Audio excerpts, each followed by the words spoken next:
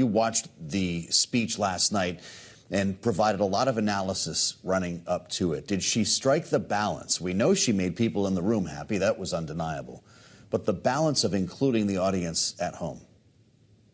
The question to ask when someone who is not president is giving a presidential acceptance address is, did he or she look like a president, sound like a president, and enable people watching at home who don't know him or her? Could they imagine that individual being behind the resolute desk in the Oval Office? I think the answer is yes to all those questions for her. That was the best speech I've ever heard her give. Now, we don't follow vice presidents all that closely, but she had been good in some quarters and not in others. This was absolutely a home run. The mix of entertainment and culture seemed to get pretty high marks here. You had half of Hollywood up there at one point or another during the course of the week.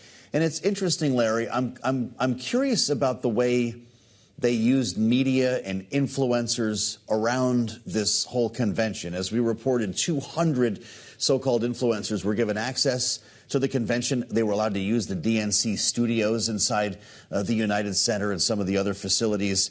And it seemed like the old primetime East Coast TV audience didn't matter so much. The principals, with the exception of Kamala Harris, spoke late. Joe Biden was on after midnight. That continued with what appeared to be difficulty maintaining the run of show. But, Larry, maybe it was by design. Is this aimed at social media the next day or word of mouth, or how does this work now? Well, the first night may have been by design. Now, I don't want to diss the current president who stepped down, Joe Biden, but I don't think they were terribly unhappy that his speech ran into the next day. For Eastern time, most people in the East were asleep. Most people in Central time were asleep. You know, let's be honest, he's still in the 30s in approval ratings. But they got it together by the fourth night, and that's the one that really matters because it's the acceptance address by the nominee that tends to be a part of the voters' evaluation of that candidate. She did a good job, a great job, really, and it was in time to be seen by East, all the Middle, and West, too. Yeah. Well, now the demand is to provide details. That's what we're certainly hearing from her Republican critics and a lot of folks in the media. Sit down for an interview. You've got to do a news conference. We need to detail these policy points. Larry, is there a double standard when it comes to these two campaigns? Because I don't hear as many people demanding that from Donald Trump, whose plan for inflation is drill, baby, drill.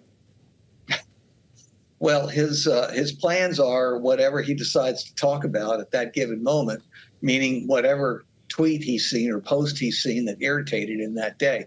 Look, of course, there's a double standard here, but Kamala Harris is doing the right thing, Joe. What she is doing is ignoring a lot of these demands because by giving a lot of specific details about this plan or that plan that she's got, she simply gives Republicans more fodder for attack and, for that matter, gives the news media more fodder for attack.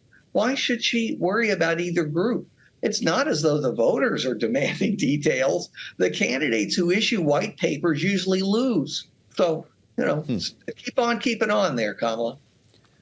Well, that's something to hear from Larry Sabato because those demands are probably not going to end, and I suspect she'll have to sit for an interview at some point. There's also going to be a debate on the 10th of September. But I wonder, after what you just saw, it sounds like you thought it was a pretty good production, Larry. We know that Democrats got more eyeballs than Republicans did in Milwaukee. They had higher ratings in Chicago. What will the post-convention bounce look like, or did it already happen before she got there? Well, that's what we're all looking for because recently, meaning in the last several elections, there really hasn't been a bounce. And that is a dramatic change from earlier in American history when there, at least the polling period that we have, when bounces could be a half dozen points or more in some cases. But we'll see. She might have added another point or two, and in a close race like this one, that point or two could matter. It could also fade into oblivion. There's enough time, 74 days, for that to happen. But we'll see. We'll see. I think they had a better convention, the Democrats did, than the Republicans did, and the Republicans had a pretty good convention. So that isn't going to determine the result. You mentioned the debate. You better believe that matters because now people know debates really make a difference because they remember June 27th, and it cost them the incumbent president. How about that? We spent some time while we were in Chicago with Debbie Wasserman Schultz, Congresswoman from Florida, of course, was chair of the Democratic National Committee at one time, who talked about this idea of expanding the map, even into states like hers in Florida, Larry. Here's what she said. Don't sleep on our state. We have some metrics that are emerging.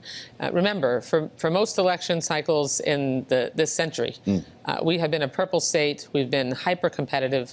Barack Obama won Florida both times that he ran. The momentum is in our direction. No one should sleep on Florida. No one should sleep on Florida. Larry, what year is it? Is it time to pull Democrats in off the ledge, or is that actually going to be the story of this campaign? Well, I would advise people to sleep on Wyoming and West Virginia, among other states. There's no point in paying attention there. Yeah, Florida, sure. It's so big and so important. Yes, you'll pay attention. The same with Texas. I'm sure there's some year in the future, I will be 6 feet under, but there is some year when Texas will finally turn blue. There is some year when Florida is going to turn blue again. It's possible that it's this year, but I sure wouldn't count on it.